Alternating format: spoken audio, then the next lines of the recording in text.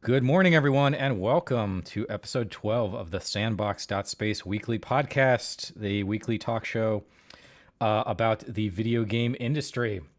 I'm excited to be here on this lovely day. I'm your host, Chris, joined as always by Baby, who is in my lap, and our lawyer in residence, Ross Hersemann. How are you doing today, Ross? Good morning, Chris. Doing well. Thanks for having me back on the program. Awesome. So before we started, we were talking about caffeine. And Red Bull, and I'm sure I've had a Monster, but I don't, because I don't normally drink these sort of things. And I try to limit my caffeine because I noticed this was way back in the day when I was doing the med school thing, and at some point I was just like, I am getting these friggin' migraines all the time. Like, what is going on? And I noticed that I just sort of had inadvertently started, dramatically increasing my caffeine load because, medicine, science, all that stuff, right? I'm sure lawyers are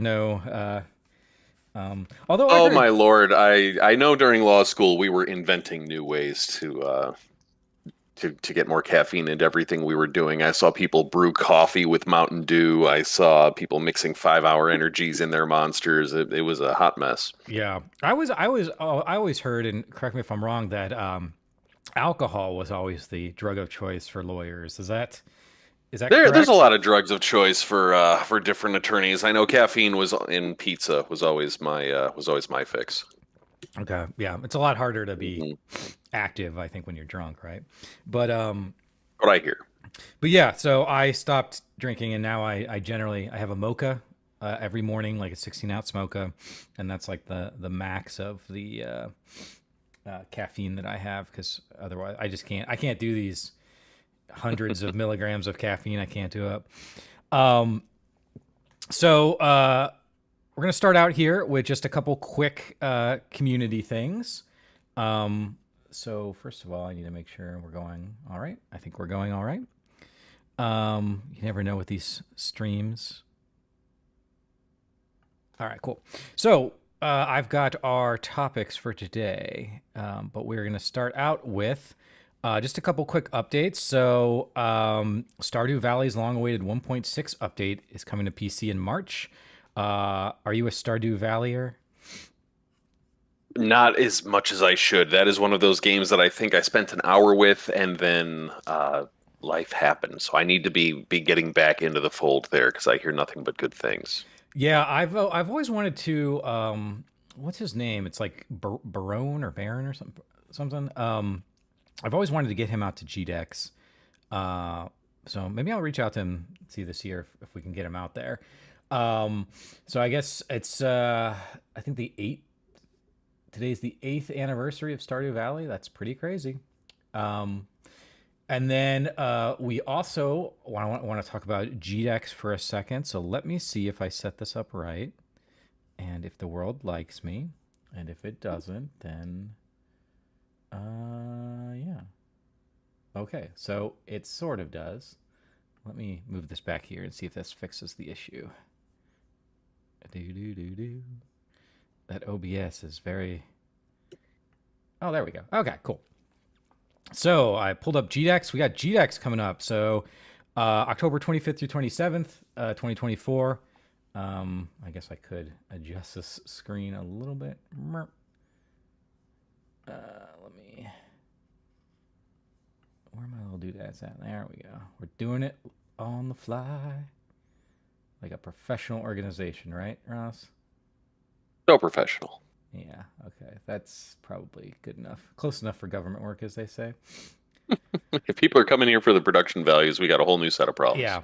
So our gaming and game industry event, but of note, pay attention to these little areas here, because today, probably later this afternoon or evening, we are going to open up our applications for exhibitors. So the past couple of weeks, we've had our special invite applications for previous exhibitors and sponsors. We're opening up to the general public here today. So that'd be very exciting. We've already got people on the show floor Looks like it's going to be a really awesome year. So excited about that. Um, Ross, I hope you're going to join us this year. I know you are. Absolutely. Even though it is so close to Halloween, my high holiday, yes, I will be in I Columbus, know. Ohio for all the GDEX things. I was a little worried because not only is it close to the holiday, but it's close to your anniversary now. Oh, I had to stack everything in October. No, but the wifey will probably be. I think we're adding more things than necessary. She's also running the Chicago Marathon in October, so it's going to be a crazy time. Oh, really? Nice, nice. Are you running with her? Absolutely not. I will be on the sidelines with my husky and a big pizza for her when she finishes. Nice. So yeah, I ran the Columbus Marathon many years ago, and every so often I'm like, maybe I'll run another marathon. But I'm just like the amount of time, man, that it takes just to do the training is Hmm. it's a lot. It's like a part-time job, and I don't know Oh if yeah. I want to commit. I run the equivalent to 2 5Ks every week, so I'm still Hmm. doing okay. But I don't know if I want That's to. impressive. I'll do the occasional 5K at a leisurely pace for the right cause, but no, I definitely not going to be running any marathons anytime soon. All right. All my Well, marathons are gaming marathons for extra life. That's how okay. I Well, when roll. you come to GDEX, I don't know. I'll have a bear chase you for a little bit around the block and get some steps in. Um, Are there a lot of bears in Ohio? Is that yeah, there are something I need to actually. watch out for? Not Oh, good really to in know. not really in Columbus, but when you start going to like the Hocking Hills area and stuff, then Hmm. yeah. Okay, cool. Good to know. Let me adjust my thing here. I just washed my hair, so it's all like it's all crazy like. Um, all right, so let's get to some topics. Are you ready? Let's do it. All right, the first one is this is Tech Radar by Catherine Lewis, and Insomniac Games is taking steps to help reduce the risk of their 2023 cyber attack. I don't know if you remember that from what are we in February? So that was December Mhm. that they had a criminal cyber attack. Oh, before we start, let's take a second because I noticed this when we were getting ready, and let me pick the right thing here. I noticed the shirt you're wearing. You're wearing Oh yeah, a classic GDEX Killer Queen shirt, and absolutely. not planned at all. But I just felt as I was getting dressed, I was like, this just feels like a good shirt for today. So, See, this is the true genius of your passive exciting. marketing is that you just pick the most comfortable t-shirt for all of your promos, Yeah. and then by default, it's the first thing I reach for. Like all my GDEX t-shirts are the first things I reach for when I've got a new batch of laundry because it's always the soft t-shirts. You always Yeah. have the best stuff. Nice. Yeah, I'm glad you like them. Yeah. Like we always uh dude, I tell you what, the t-shirt game is hard, man, particularly since COVID, just trying to find every year we're trying to find like the new shirts and some are just not it's smoothed out I think more or less by now, but Mhm. for years 21, 22, and 23 just even getting stock of t-shirts was challenging, but this that Killer Queen tournament was one of my favorite years. That was 2019, right? 2019? Mhm. Is it on here? Yeah, 2018. Um, and bringing those Killer Queen machines and having the Killer Queen tournament there was really cool because that game just by itself is really awesome. So, Oh yeah. um, all right, back to business here. So cyber attacks. So Insomniac's promising it'll never happen again. Is that a promise they can even make? No. No. I mean, best intentions. I'm sure that they can, like anyone else who suffered a data breach, make every precaution possible. But breaches aren't expected. That's kind of the whole point. So I hope they're going to be doing better. It's fun. Data breaches are all the rage these days. I get a new one every week. It seems I got an alert from Wise this week that they had a huge breach. Um, so I mean, what can you do? You can just try to preserve your system as much as possible, and then when you do have a breach, notify as quickly as possible and try to mitigate your damages. Yeah. This isn't the most exciting topic to talk about, but it's just with the transition into um, just the digital space. I mean, obviously we're well into the digital space, but with games themselves becoming an almost completely digital commodity at this point, um, it's just going to start happening more and more. And I feel like I don't know. It's a battle we've lost. Obviously, we have to keep fighting the good fight, particularly when it comes to safety. Actually, I was a part of. I got a letter in December from a collections agency saying I owed them like $17,000 to the Ohio Department of Justice or whatever, and I was just like, our Attorney General, and I was like, Hmm. what? I don't have 17 grand sitting around. So I called them, and it turns out that it sounded like somebody stole my ID for some of the Hmm. COVID benefits, and ended up getting some of the COVID payments using my ID. And yeah, so trying to work through that. But I feel like I'm a pretty relatively not risky guy when it comes to online stuff.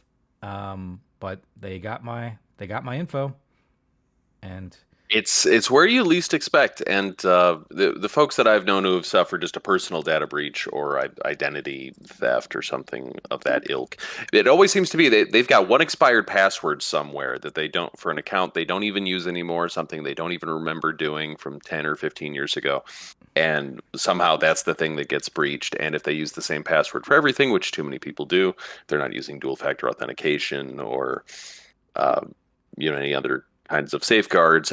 Now their information is out there, and they're in a situation like you were in. So I guess the major takeaway here is use dual factor authentication wherever possible. Change your passwords, and um, just try and stay out of trouble, I suppose. try and stay out of trouble. Well, Try and stay out of trouble. yeah, I try the best I can. Hold on, let me. Uh, something is. Oh, I know. Oh, hold on a second. I know what's going on. I was like, why is my computer's running kind of sluggish? 1 second. Oh my, it's happening. It's happening. Hello, Internet. How are your ones and zeros today? I hope you're well. I have to plug it in. Got to plug in the Internet.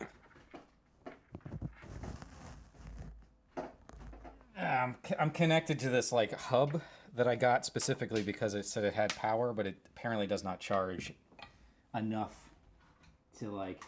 It charges enough to like keep the thing from draining too quickly, I guess, but I don't know.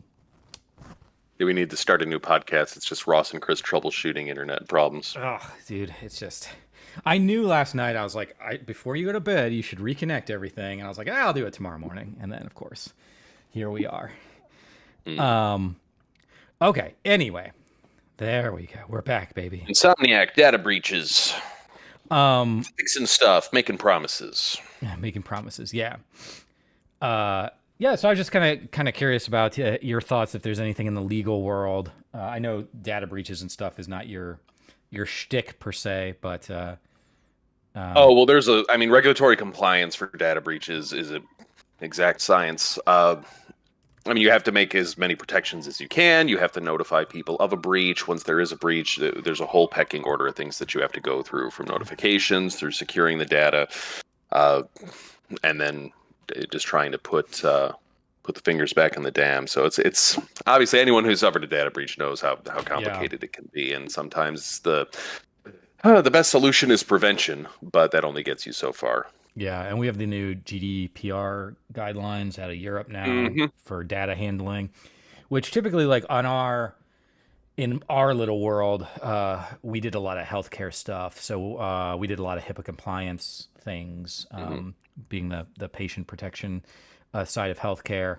And so we have familiarity with that. And to my knowledge, anything that we have made has never had a data breach. So I will take that as a win. All right. Okay. So I just want to jump into that real fast, kind of get your take on that. You ready for the big boys here? Let's do it. Let's dive in. I'm gonna hit you with a double, but we're gonna start with this one here. Let's turn that on. Sony is laying off 900 PlayStation employees. This is from The Verge, courtesy of Tom Warren. Sony says it's laying off around 900 employees of its PlayStation division, a reduction of its global headcount of around 8%. Sony's layoffs will impact a variety of its PlayStation studios, including Insomniac Games, Naughty Dog, Guerrilla Games, and Firesprite. Sony's layoffs are the latest in a wave impacting gaming, blah, blah, blah, throughout 2024. Here is Jim Ryan's quote. We have made the extremely hard decision to announce our plan to commence a reduction of our overall headcount globally by about 8% or about 900 people, subject to local law and consultation processes. Employees across the globe, including our studios, are impacted. Of note, it is closing Sony London in the UK, which has developed a lot of its PlayStation VR games. So that's not great. But here we are, another week, another round of layoffs. Thoughts, Ross? Thoughts. When it rains, it pours. It seems like it's just been a deluge the last couple months of layoffs, layoffs, layoffs at all of these studios. It's really an industry-wide phenomenon right now. It's hard. I know from a community focus, just in my local group here, we've been trying to reach out to folks that are impacted by layoffs like this and offering portfolio workshops and resume workshops and trying to help people kind of get back into their networking, job hunting vibe, because it just seems to be industry wide. It seems to be a new normal, I guess. Every time I read an article like that one, I see a new one. I'm like, well, what else is new? The impact of it is kind of getting desensitized for me. But I don't know. Part of me is optimistic and thinks that this is just the ebb and flow in the market. Maybe we overhired a couple years ago and now the market's kind of correcting itself. But that doesn't make anyone feel better when they're looking for work. So Sure. I like to think that in some chaos, there's some opportunity, because what I'm seeing from a lot of my clients is a lot of folks are using this as an opportunity if they're getting laid off or being downsized. Is starting their own businesses. So I'm looking forward to an indie game, renaissance or an indie game boom as people kind of quit the studio system and start doing their own thing. How much of this do you think is a sort of a result of like the follower effect, where now that the dam's been broken, a lot of these companies are kind of jumping in so that they can kind of fit into the pack, and maybe the PR implications and stuff will be a lot less noticeable? Oh, just for optics? Oh, maybe. I suppose if a company was sitting on a situation where we need to lay some people off sooner rather than later. It doesn't have to be today. It doesn't have to be next year. But in the not too present future, maybe we should get around to doing that to streamline some revenue flows. Now might be a good time to do that, because it's not your fault. It's the market's fault. It's the industry's fault. Everybody's experiencing downturns, so we're just one of many. So maybe that's a good way to save on optics. As maybe you're suggesting. I don't know. I'm sure that doesn't make anyone feel better that they're losing their job, that they're part of the cool kids club now. Yeah, yeah. I'm sure a little bit. If you get the opportunity to kind of cut the fat, as it were, and not have the optics go against you, then that can be beneficial for you, I suppose. But yeah, it is. So I had this conversation with my class the other week, because I feel bad. So in my class, I've mentioned this before, I try to pull something out from the industry every week that we can talk about. So that way we can talk about current trends that are going on with the students, and they can think about games from a different perspective. And I kind of feel like a Grinch, because like every week it's like negative news. I was like, well, all you people are paying for your higher education degrees here, but there may not be a job for you in the next couple of years, right? And I do worry that gaming has become kind of this hot topic, and schools are jumping in to create game dev programs without necessarily thinking through the implications of that. So, for example, actually, lawyers were a part of this about 10 years ago. Dentists were, where schools were just producing too many students for the market. So you had all these law schools and dental schools that were making new graduates, and there just wasn't necessarily a place for them. So I guess I'm kind of curious, as a fellow teacher, as a fellow educator, do you talk to your students about these things? Like, where do you kind of see the industry in relation to academics? So, like you, this was a conversation that I had with my students this last week, because I want to kind of shoot them straight. I don't want to give them a false impression of the realities of this industry, which is it's a difficult job. Working in the game industry is not an easy job. It never has been. I don't think there was ever a time where Degree or no degree, you ever guaranteed a role, guaranteed a status in this business. So it's always been an uphill climb to make it. And then even once you get in, it's an uphill climb to stay in, to avoid burnout and keep firing on all cylinders. So I always try and tell my students, you have to want it. You have to work hard. This is a job. It's as passionate as you are about being creative. You have to take it seriously and show up to work on time every day and, look under every rock and leave no stone unturned. And some of them were a little bit depressed about that, understandably. I think we all would be. But something that I think is better now than 10 years ago, because you're mentioning dentists and lawyers and other professionals having an issue. And this is when I was in law school. So you're talking to someone who absolutely was on the forefront of there's too many of us and not enough work. I think at least there's more transparency now than there was 10 years ago. So conversations like the ones that you and I are having now and that we've had with our students in this last week is at least not hiding the ball for many of them. They know what they're getting into better than they might have 10 years ago. So that at least is going to give them a heads up that they need to really buckle down. Whereas 10 years ago, maybe they thought, oh, if I just get a degree and graduate, I'll be fine. Everything will take care of me after that. Yeah, degrees are like the floor, right? And the game industry and the tech industry is sort of moving away from a requirement for a degree. But ultimately, whether you're getting a degree or not, you still have to put in the hard work and increase your skills and build your network out. And then that is just further compounded by these job losses, because the reality is coming out of a 4-year college degree, you are not at the level of mid-sized to AAA development. You're still going to need at least 3 to 5 years experience. You need 3 to 5 years experience. I mean, the reality is you do, because this stuff just is super complex. Now you can minimize that by doing a lot of extracurricular work, participating in game jams, making your own games.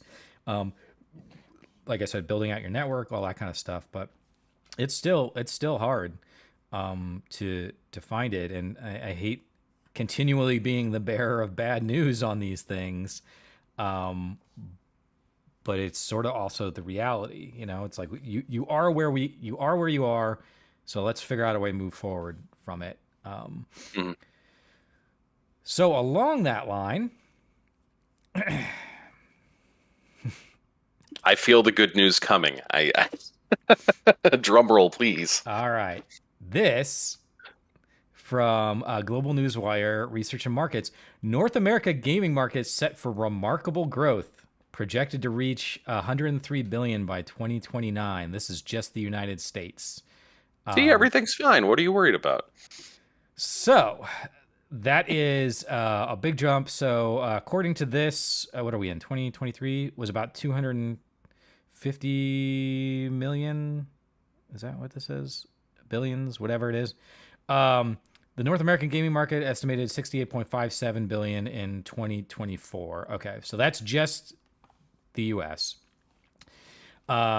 Says it might reach 103 billion by 2029, so within 5 years.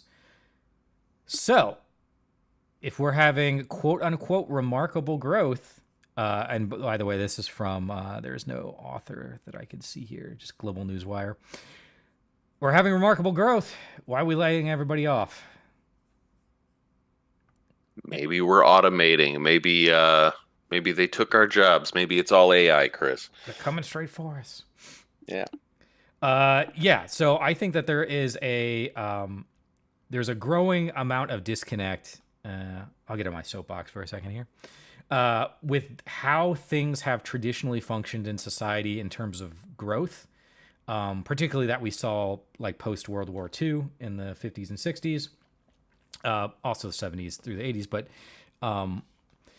it used to be sort of that rising tide floats all boats thing was remarkably true. And we saw that in the key metric that we would use would be the stock market generally here in the United States, right? If the stock market is going up, that means everybody's value is going up, which means your retirement accounts are going up and all of that jazz, right? However, since through a number of factors, including like wages not growing up, various points of inflation. I know we talk a lot about inflation now, but inflation now is even at the highs of our current inflation, we still aren't at historical averages generally on inflation, though we like to keep it in the 2 to 3% range. You look in the late 70s, early 80s when inflation was 10 to 13%. It was a whole different bag, right? But now we have so much consolidation. We have like huge entities and enterprises that control vast swaths of different industries, as well as different stock markets. Like I think like the 80% of the growth over the past 3 years in the stock market is from like the top 10 companies, your Apples, your Microsofts, your Googles. So when 10% of the companies are propping up your entire market sort of infrastructure in that way, that's not good. And then you brought out AI, which I think is important. Like the thing that the free market is good at, generally the two generic things are innovation and efficiencies. And both of those are good in some respects, but neither of those inherently benefit you as the individual. Theoretically, they should, but they don't always. So, looking at the game space, I mean, where do you predict? You kind of gave like a couple. Baby, do you want to get down? Sorry. There you go. A couple examples, but like, let's say this is true, right? What are some potential positives and negatives over the next 5 years? Where do we think this growth is going to come from? I mean, are we going to find new consumers? Like, what? I mean, obviously, we're probably going to increase. I think the $70 price point in games is the new normal here. So we're going to be increasing the cost of games. But yeah, what are some of your thoughts here? I thought this was an interesting article in combination with all the layoffs we've seen. Well, they don't seem to go together, do they? It's if everything is doing better, if we've got this unprecedented growth, if this industry is earning more than it ever has, and if consumers are buying more than they ever have before, why are we laying off? Why are we scaling down our workflows? And I mention AI because it's just everyone's favorite buzzword right now. But I Sure. think it's getting easier and easier to use technology to streamline processes. We can do more with less people now because we've just removed a lot of inefficiencies in our workflows. So that's as simple as you might not need as many artists, you might not need as many coders to do things as you used to because people are getting better at creating. So the more talented they are, maybe the less people we need. And that might account for some of this.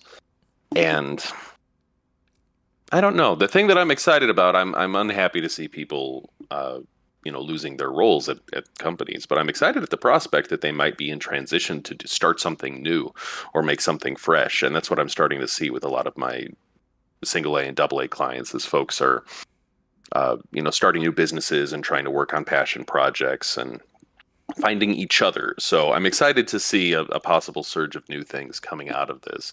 In the meantime, what does it mean for all of us? I think that we're going to see a different way that games are financed. We've seen the Netflix for games model with Game Pass doing well, and I wonder if we're going to start seeing more installment games. If gamers have too much sticker shock off of paying $70, $80, $90 for their first party title, maybe they'd rather get it in chapters. Instead of giving someone a 60-hour campaign, maybe we're giving them 10-hour chunks every 6 months instead of making them wait 5 years for a completed product. And that way, we'll still get that $100, but we'll get it in $15 chunks over several installments. And maybe that'll get people games faster without some of the sticker shock. Let's jump in on that for a second because I got a couple interesting recent examples. So first, our Game Club game of the month for February was Life is Strange, which is an episodic game.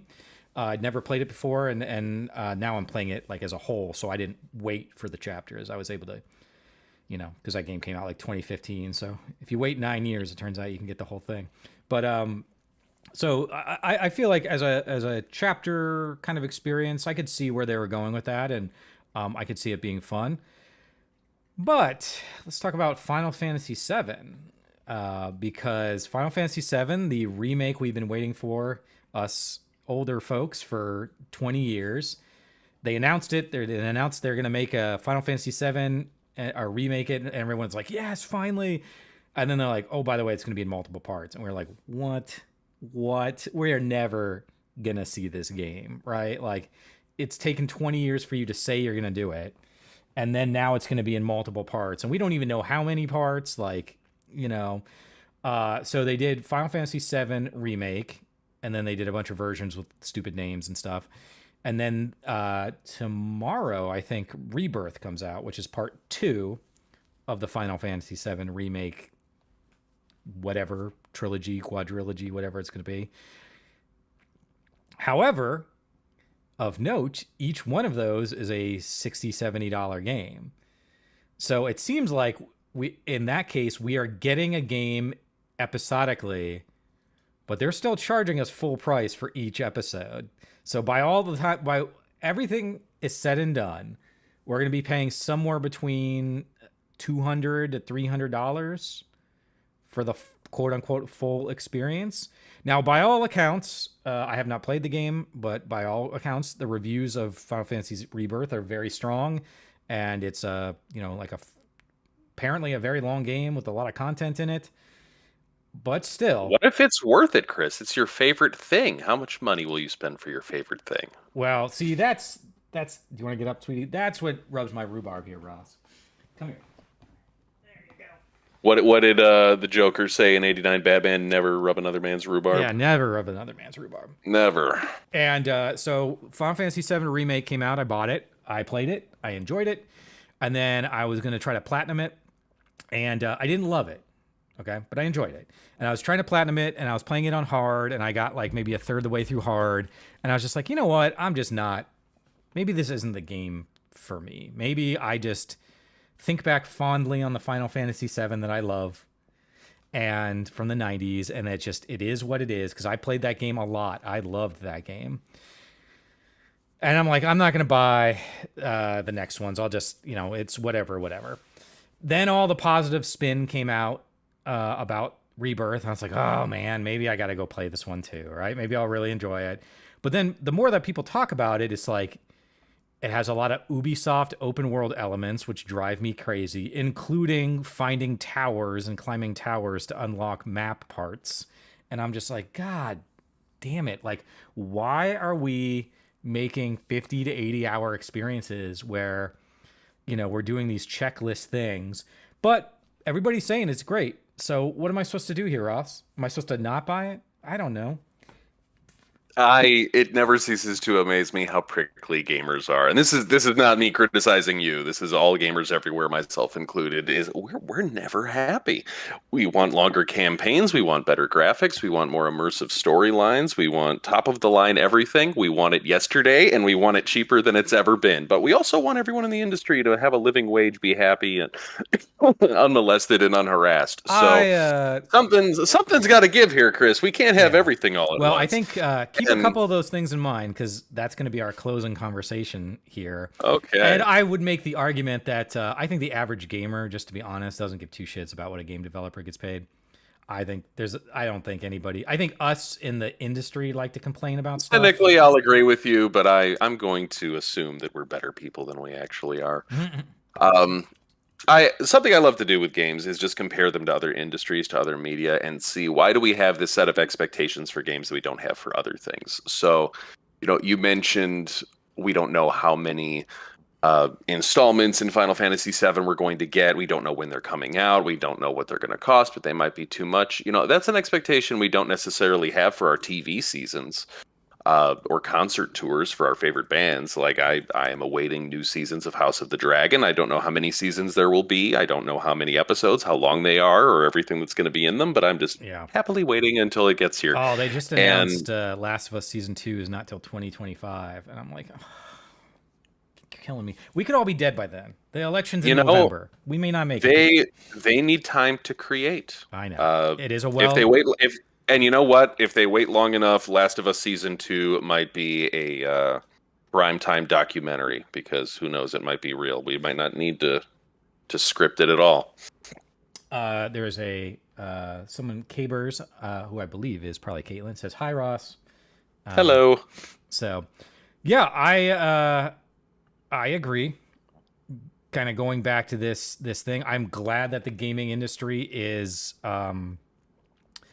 going to be doing well. I want it to be an industry where, selfishly, in many regards because I want it to be a place where I can keep working, but also selfishly again, I suppose, as someone growing up in a world where games were like a nerd thing, and I think a lot of younger folks don't realize that like the gaming industry is much different now than it was when we were growing up, and it was like a thing that nerds did, even though it was big, it was not this big.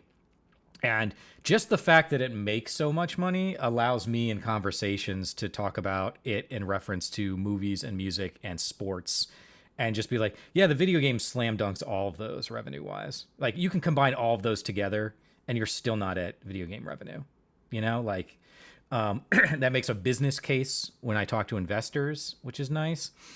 But yeah, the question becomes when you have that much success, I guess, if you want to call it that, then you're going to start to get a lot of junk in there. You're going to start to get a lot of bad actors. It's going to attract, VC funds and investors that maybe don't care about the industry. They're just looking for a return, and generally a return as quickly as they can get it, which of course is going to lead to problems because game development's a creative industry that you can't rush.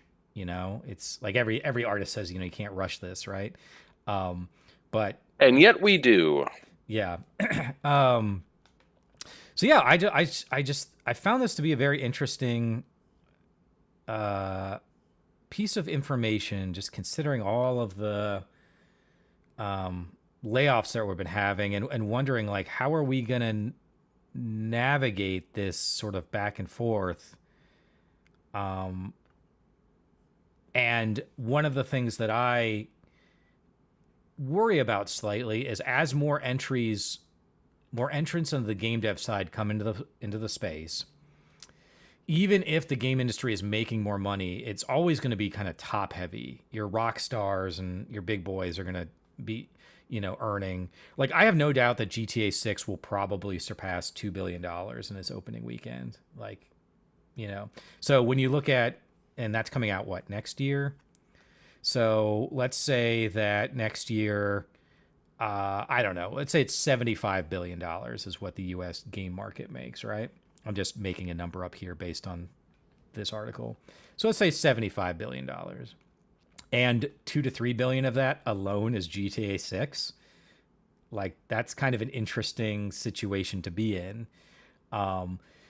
And I worry that we're gonna have just so many people that are barely able to make it through, make by, while there are some other ones that are able to, be successful at it. So I don't know if the rising tide does float all boats in this scenario. Don't take my hope, Chris. This is all I have. I'm not trying to take your hope, man.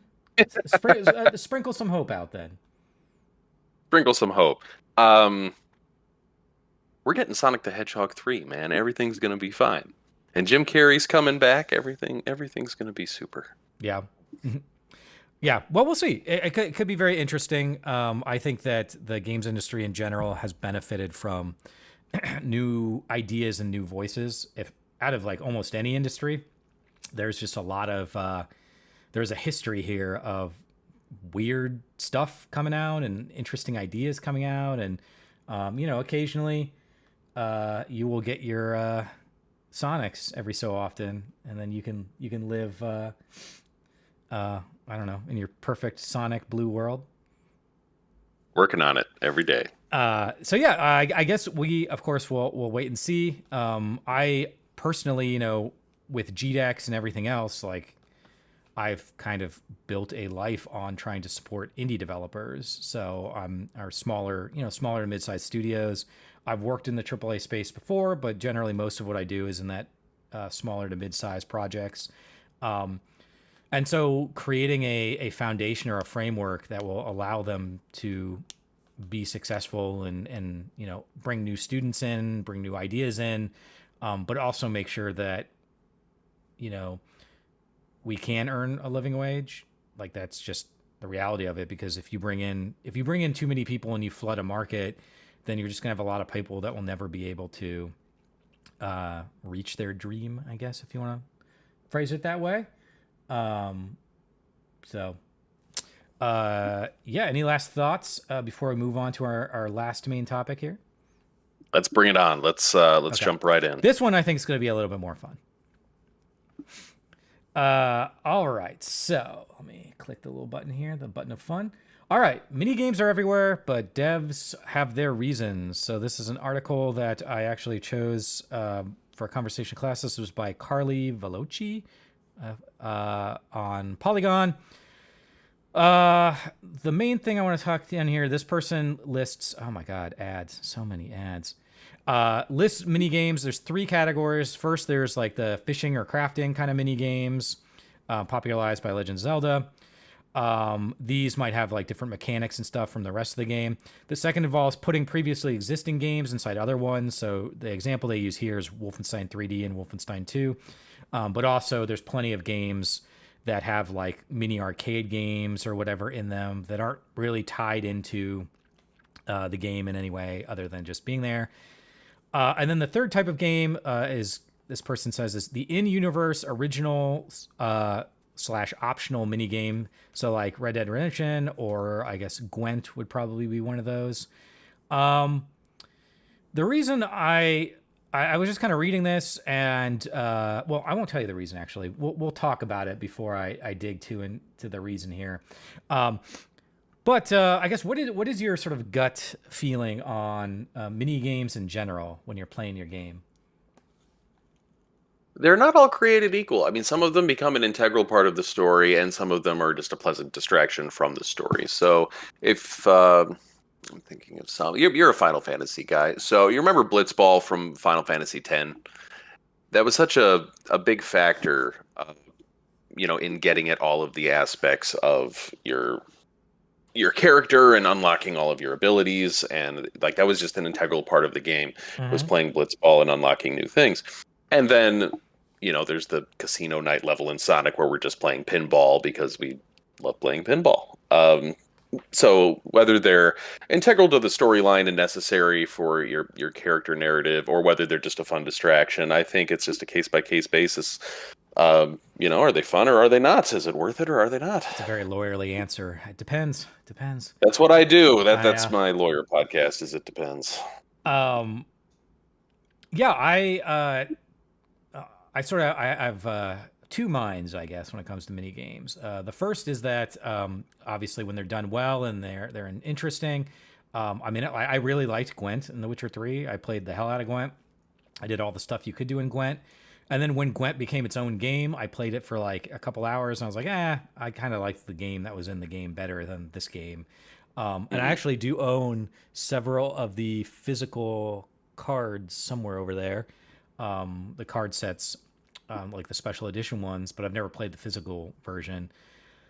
But also, I do acknowledge that it seems like a lot of mini games are kind of wastes of time. And one of my students was like, "Well, they can help break up the monotony of the core game." And I'm like, "Well, if you need a mini game to break up the core monotony of your core game, then perhaps your core game is not very well designed, and you should spend time working on that."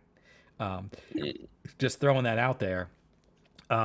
But back to Final Fantasy VII. Apparently, that game is lousy. It's rife with mini games of all sorts, and so I think that when done interestingly, it can be really fun. I keep going back to Super Mario RPG. I've mentioned this the past few weeks. Video Game Donkey makes a comment in one of his videos about how that game has got like 24 hours worth of content in it shoved into a 12-hour game. And Nintendo has this uncanny ability to be able to just keep throwing new, unique stuff into their games every 20, 30 minutes that in essence, in a sort of very generic view, are mini games. Like it's taking the Mario mechanics and doing something weird or new with them, right? So yeah, I think that you can do cool stuff with mini games. I just worry, particularly when I hear someone says Ubisoft style open world to me, I translate that into repetitive wastes of time. And maybe perhaps Mm. I'm being too harsh. I don't know. You tell me, Ross. Oh, with age comes being jaded, sir. I mean, do you like that open world style that Ubisoft creates? Do you play many Ubisoft games? And again, I'm not trying to crap I on anybody do. here. I'm just saying. Oh, I know. No, I'm just thinking objectively about some of the games that I played that have mini games lately. So It Takes Two is a game that has a great narrative, has a great storyline, and is riddled with mini games every so often. And most often I skip them. And it's structured in a way where you can do that. You can run past them and keep onto the main storyline Hmm. because that's what I'm more interested in. I want to get to the boss fights, which are for me the most engaging, most fun. Not that I dislike the mini games. I think they're great, but they're bonus. They're the cherry on top. They're not the full sundae for me. Okay. So I would be similarly skeptical. I think if I heard that one of my favorite franchises was going to have lots of mini games, I'm like, well, that's fine, but that's not necessarily the content that I'd want. I'd want that time going into a longer campaign or a new character skin, for more playthrough, something like that. Yeah, I guess that's a question too. Is how do the mini games fit in to the overall experience? Is it just something where you're just doing stuff and like I don't tend to play if a game's got like a mini game or like an arcade game in it that isn't either tied into a quest or tied into some kind of like reward for the main game. Hmm. I tend to not play them. Or sometimes they get me with those stupid trophies where I gotta get my platinum trophy, and so I need to go play the mini game or whatever. Um, but I generally don't tend to play games in games unless it's connected in some way. Um, uh, but I guess as you say, I'm old and jaded, right? I'm limited on time, so I don't want to spend 80 hours in a game that could have been 40 hours. If Hmm. I don't know if I ever need to do another like slowly travel behind stealth kind of follow this NPC mission. I don't know if I need to do another one of those in my life. Um, and again, it also depends on what type of game. So, Tom mentions JRPGs in here, but JRPGs are notorious for being long, right? That's kind of their shtick. And I think that people would probably feel a little disappointed maybe if you bought one that was only 20 or 30 hours, even though I'm trying to think like Final Fantasy VII was only like I say only now. It was like 40 hours ish, 35 to 40 hours, which by today's JRPG standards, I mean, compare that to like Persona 5, which is like, you got to put a second mortgage on to be able to play that game. Um, Baldur's Gate 3, I know a lot of people are like, I'm at 100 hours in and I'm still in the first act. Uh, so I guess it depends on what you want out of a game, but then you have other stuff like Starfield, which I know is widely considered. Have you played Starfield yet? I haven't played it, but I've heard the scuttlebutt. I've done what I always do. I end up watching someone else play it over their shoulder, so I feel like I've played half that game without ever picking up the controller. It's beautiful to look at. Yeah. We have a comment here that I think I've heard a lot. So Sir Chadley OC says for him personally, Breath of the Wild / Tears of the Kingdom, so the new Legend of Zeldas, which are an open world game. And I think the Zeldas have kind of had this open world-ish vibe. I think people consider the first Legend of Zelda on Nintendo to be kind of one of the first open world experiences. Um, they worked really well for him, but the Ubisoft, Fallout, Skyrim games don't. And I think that is a common refrain.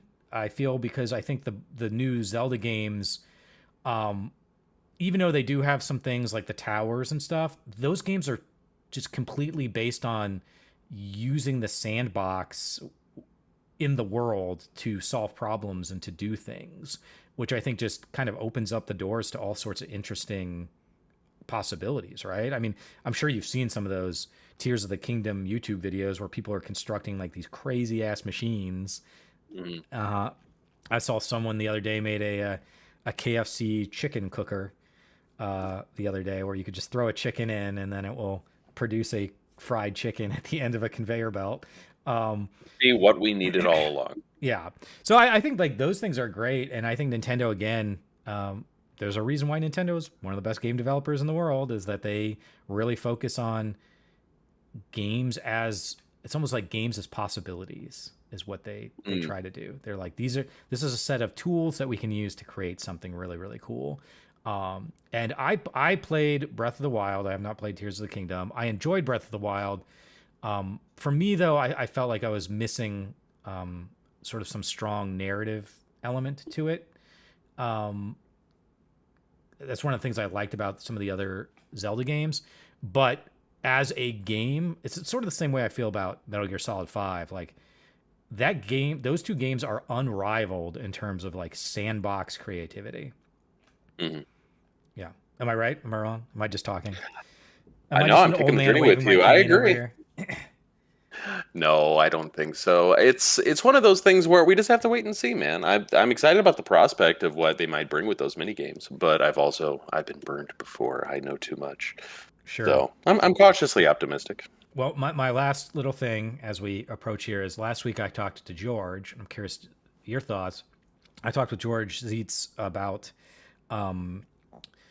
how can we use games and technology to just create new interesting experiences that aren't based around graphics, that aren't based around pushing frame rates. Like I feel like frame rates are the new graphics, right? Like graphics Hmm. were the big thing, and then we kind of got to 4K, and I think everybody's sort of settled on all right, 4K is more than good enough, I think, for where we are. So now it's all about frame rates. Can we get up to 120? Can we get up to 240 or whatever? Hmm. But neither of those two things actually add anything innovative. Like ray tracing is cool, path tracing is cool, but none of that really adds anything new to the gaming space. So what can we do, whether it's a mini game or whether it's a AI thing, NPC AI, enemy AI, simulations? What can we do in the gaming space that would be neat to see? So I've been arguing for aesthetics over graphics for years. I think a unique art style is going to carry you further than advanced graphics, and I think it makes games age a lot better. You can look at ink and classic ink cell animation like we see in Cuphead, and whether you're running that on an Xbox 360, an Xbox Series X, or your next gen gaming PC, it's going to look the same aesthetically. So aesthetics age far better than graphics do. So I think leaning into that is going to future proof things a little bit more. But something that I'm excited about is that if we're hitting a plateau or if we're hitting a point of diminishing returns with our graphics where we're maxing things out, let's use that time that we would have spent on graphics or our technology to flesh out deeper narratives or innovate mechanics and gameplay. If we're at a point where 240 hertz refresh frame rates on our graphics becomes commonplace, becomes cheap, becomes easy to reproduce, that just means it's going to be that much easier to make really immersive VR games that don't induce motion sickness. So we can create more immersive environments in VR and tell more stories Sure. there, make things cheaper and more accessible. That's my hope. Are you still on the VR I train? think, am I still on the VR train? Uh, Do you have a PSVR too? Okay. Did you buy it? I do not. So I was on an Oculus for a while, and I was using a Valve Index for a lot of my things. Okay. And Cool. I'm intrigued to see, Ready Player One fan that I am, what they're doing with Roblox and their potential real Oasis that might be coming someday. So the Yeah. more immersive things that I can do, I'm still looking for that killer app beyond Beat Saber or maybe Resident Evil: The Village. What's the thing? Post in the chat if you've got something on VR that I really need to play. Um, but I'm just looking for that engrossing kind of gameplay, that killer app that kind of proves the medium as standard. We all remember those times we played a game on a new console and we are like, "Oh my God, this is the future of gaming. This is what it's all about." I'm looking Sure. forward to recapture some of those feelings with some Dude, new killer apps and some new technologies. I remember when I was a kid and I saw Super Mario World for the Super Nintendo and it blew me away. I was like, "Oh my God, I don't know, can graphics get any better than this?" You know, Right? to be young and naive. But to your point, yeah, you say aesthetics. I in class I tend to use the term like sort of art direction. Um, when you create that strong aesthetic package, it lasts. And again, Nintendo is world class at that. I think you can go back to virtually any Nintendo made property since the Nintendo, and they still look great. Like obviously, Super Mario Brothers is going to look like blocky and whatever, but just in trying to do what it's trying to do, it looks great. And you go back and you look at GoldenEye and you're like, oh, Jesus. You know, like you go back and look at some of those PlayStation games. You know, even Final Fantasy VII, as much as I love that game, it shows its age now. Mhm. But even someone was making a comment on the Resident Evil remake, the first one for GameCube, and that game still looks astounding for a game that's 20 years old or whatever now. So using good art direction and understanding your color theory and all that is big. All right, so I think we've answered everybody's questions about mini games. I think we've solved the problem for the industry here today. How do you feel about it, Ross? I think whatever they make off of our great advice, we should get 50%. Yep, exactly. Well, you work up the documents. We'll get the industry to sign it. We'll get Mr. Nintendo to sign it. So we're getting close to the end here. I noticed it's funny. Here you go, sweetie. Every so often the little U-Haul box logo appears behind you. Is that just a giant wall of boxes that you're covering up? It is the biggest wall of boxes. Yes, absolutely. No, I just moved into my condo last week, so I'm definitely living in a box fort over here for the foreseeable future. Awesome. Well, Ross, our time has come to an end. I always appreciate it. So for those out there, this has been episode 12 of the Sandbox.Space Weekly. Reminding you can find us at thesandbox.space. Yes, .space is an actual domain name. And you can sign up for our weekly email list where we list all of the articles that we talk about, as well as the links to this video on the YouTubes. And then, of course, we mentioned GDEX. Please follow us at the GDEX on all the social medias, or you can go to thegdex.com. Don't forget the. And we'll be posting lots of new information about GDEX. A lot of big stuff coming out over the next few weeks. So, Ross, thank you again for being a part of the episode. Thank you all for watching. I am your host, Chris Volpe, joined as always by Baby Girl. And we will see you next Wednesday for another exciting episode of the Sandbox.Space weekly podcast. So, see you all later.